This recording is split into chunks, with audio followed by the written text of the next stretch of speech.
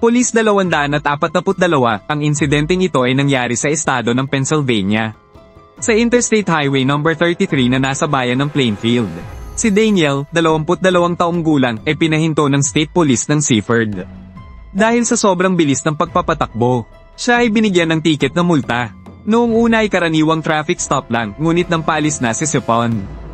Tinawag siya muli ni Daniel at hiniling na ipaliwanag ang dahilan ng multa. Sa paningin ni Sipon, ang gawain niyon ay parang nanghahamon kaya nagsimula siyang magduda sa binata na baka nakainom o gumamit ng droga kaya agad niyang tinawagan ng kasamahan niyang si Seth Kelly para tumulong. Pagkatapos ay inutusan ng pulis si Daniel na gawin ang pagsusuri.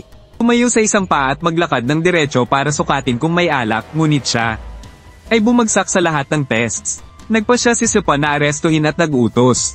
Place your hands behind your back. Stay. Place your hands. Habang sinusubukang kontrolin ni Sipon, biglang umiwas si Daniel. Si Kelly na may malaking pangangatawan ay sumugod ngunit hindi pa rin nakapigil at siya pa ang naitulak sa lupa. Sa kaguluhan, ginamit ni Siban ang taser at tinamaan si Daniel na napasigaw sa sakit. Sa pakikipagbunog, nahulog ang backup na baril ni Kelly. Agad na tumakbo si Siban, kinuha yon at tinanggal ang bala bago itapon palayo. Pagkatapos ay muling ginamit ang taser at sumigaw ng malakas.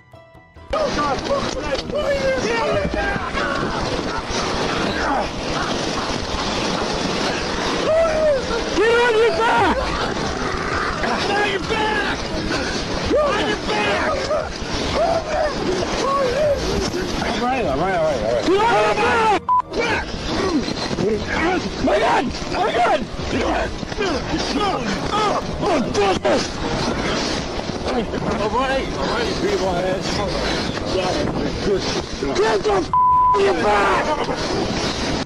Parehong sina Sipon at Kelly ay gumamit ng tuhod at mga suntok para kontrolin siya, ngunit hindi pa rin nagtagumpay. Ang lakas ng katawan ng binata ay pambihira at siya ay nakatakas. Tumakbo si Daniel patungo sa kotse ng pulis at mabilis na kinuha ang baril sa loob. Noon ay parehong nakahanda na ang dalawang pulis pero hindi sila ang unang bumaril. Hanggang sa makita nilang si Daniel ay naglabas ng baril mula sa kotse, biglang nagbago ang sitwasyon.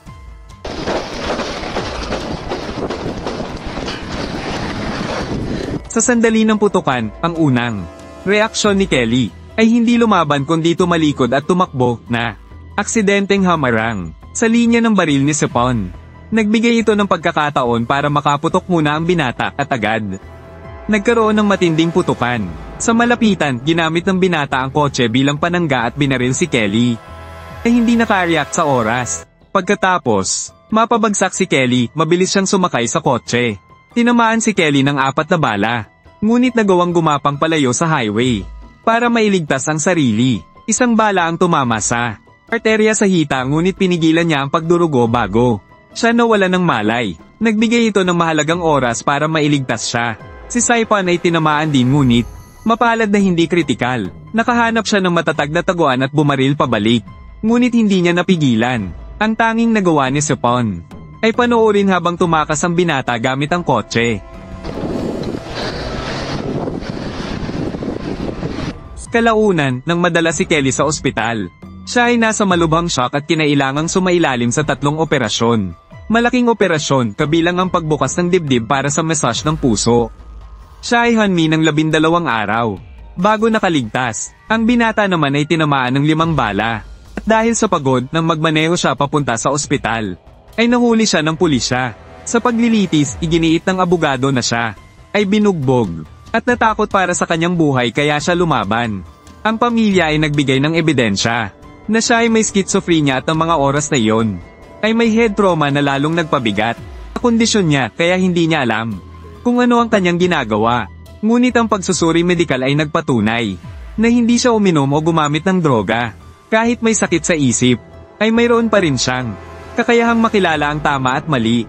Mas mahalaga pa, umamin din siya na tinawag niya si Sipon na huminto upang mangaway dahil pakiramdam niya ay nasasayang ang oras niya. Sa huli, hinatulan siya ng korte ng attempted murder, serious assault, pag-agaw ng baril ng pulis, at paglaban sa pag-aresto. Ang parusa sa kanya ay 110 taon na pagkakabilanggo. Binigyang diin ng hukom na dapat siyang magpasalamat sa mga pulis, mga rescuer, mga doktor, at sa natatanging pisikal na lakas ni Kelly. Dahil kung namatay si Kelly, ang parusa niya ay kamatayan. Ang kasong ito ay naging halimbawa ng negatibong pangyayari sa pagpapatupad ng batas Amerika nang biglaang umatake ang binata at sunod-sunod na bumaril sa kotse ng pulis noong ang pulis ay naipit ng seatbelt at hindi makakilos. Nang akala niyang natalo na niya ang kalaban, lumapit siya ng kampante, ngunit nakalabas ang pulis. Sa oras at agad na binunot ang baril at nagpaputok, inuubos ang magazine at pinabagsak ang binata.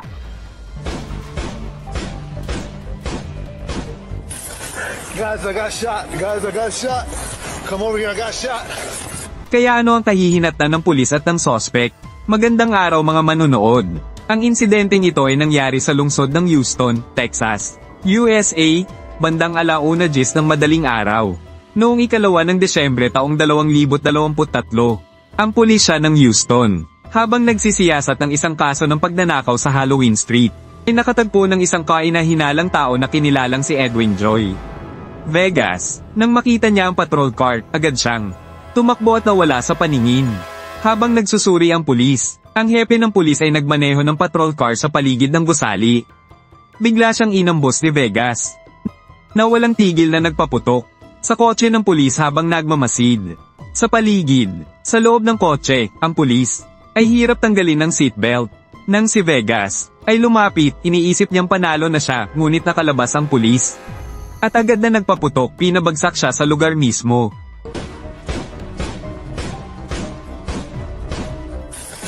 Guys, I got shot. Guys, I got shot.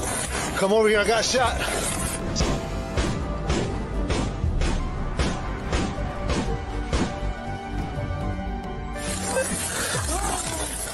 Guys, I got shot. Guys, I got shot.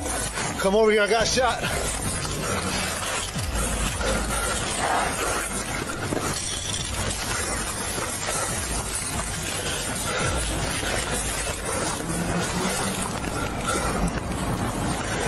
Agad na dumating ang ibang mga pulis para tumulong. Pull me a tourniquet. Pull me a tourniquet. Tourniquet me up. He ran that way south. He ran that way south. Tourniquet me up. Hey, tourniquet me up. Tourniquet me. Davis. Davis, tourniquet me. Where'd you get hit? Both arms and legs. Get my legs. Tourniquet me. Was it him? Yes, tourniquet me. Hey, Go back tourniquet to me. the Diamond, Guys. Diamond Hotel. Guys, tourniquet me. Black hoodie, tan Let's go. pants, Hispanic male. Tourniquet both my legs. I got you. Sa gitna ng panganib, agad na binalutan ng benda ng mga kasamahan. At tinulungang ilikas ang sugatang pulis mula sa pinangyarihan. Kasabay ng patuloy na paghabol sa natitirang sospek. Sa kabila ng malubhang sugat, ang hepe ng pulis na si VA ay nanatiling kalmado. At inilalarawan ng direksyong tinakasan at ang hitsura ng sospek, upang mas madali itong masundan ng mga kasama.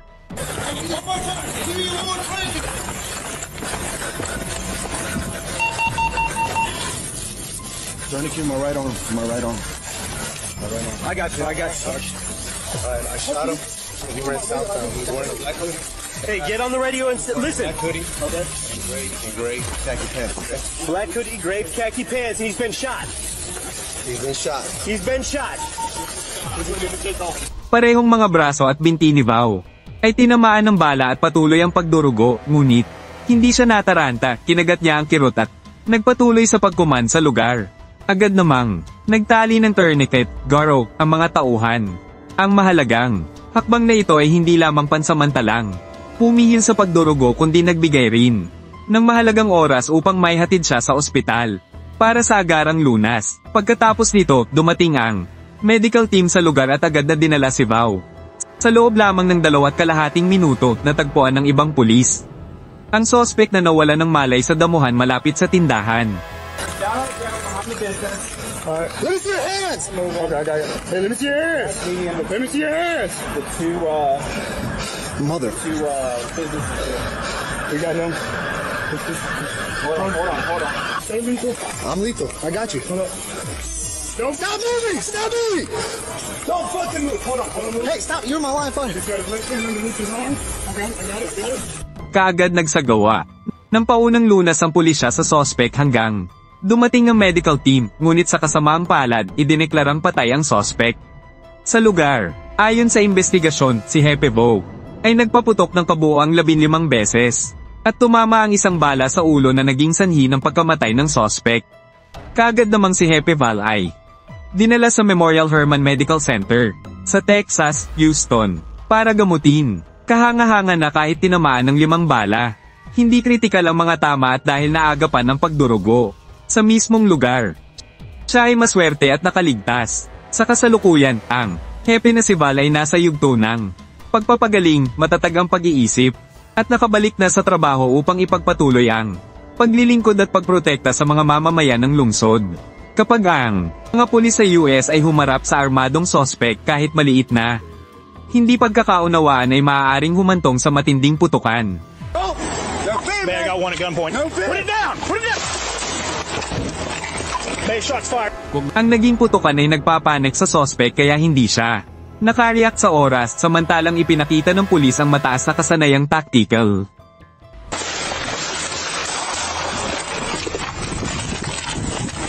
I need code 3 now. I got shots fired.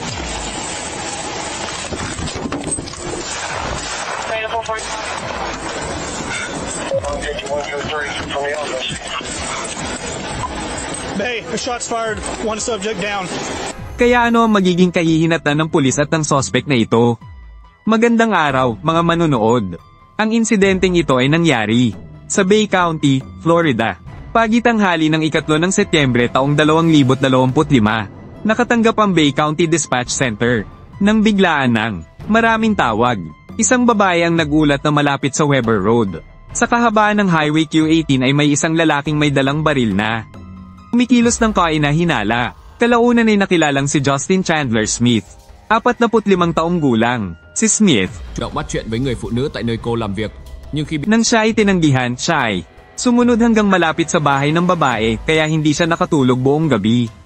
Kinaumagahan, habang nagmamaneho, muli niyang nakasalubong si Smith, ngayon ay may dala isang shotgun at isang pistol. Dahil sa matinding takot, siya ay agad na tumakbo at tumawag sa pulis. Narito ang audio recording ng kanyang tawag. I was actually just heading home because this was the same guy that was stalking me at my work yesterday.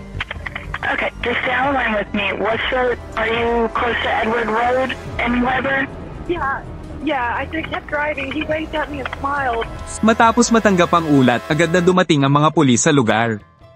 Mr. Smith. I didn't know my name. I didn't give you my name. I know you You didn't. reach for your gun. It don't work. Mr. Smith. I'm not reaching for mine. I know reach you're for not. yours. Mr. Smith. Reach for your Grab gun. that by the strap and put it down, please. Camera on. I'll see no red It's light. on. Ulit-ulit na inutusan ng pulis si Smith na ibaba ang baril at binuksan ng bodycam para mag-record, ngunit ipinakita niya ang mapanghamong ugali at matigas na tumangging makipagtulungan. Nang siya ay inutusan na alisin ang strap ng shotgun, biglang inilapit ni Smith ang kamay sa pistol sa kanyang holster, na lalong nagpaigting ng tensyon sa lugar. Okay. Can I take that off of you? Huh? Can I take that by the strap and get off of you? You worried about it? You got a gun. You got 2 of them. I know, you got 2 Why as you well. want mine? So why you want just one? Mr. Smith.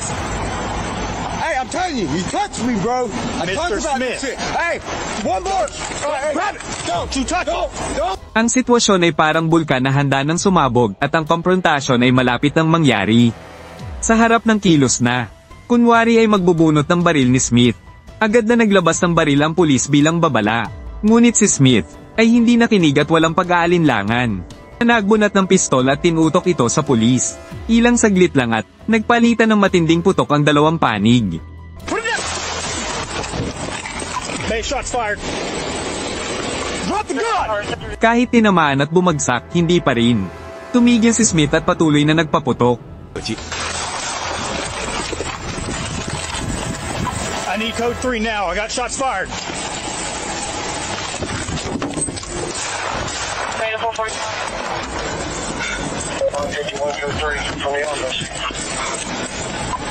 Bay, shots fired. One subject down.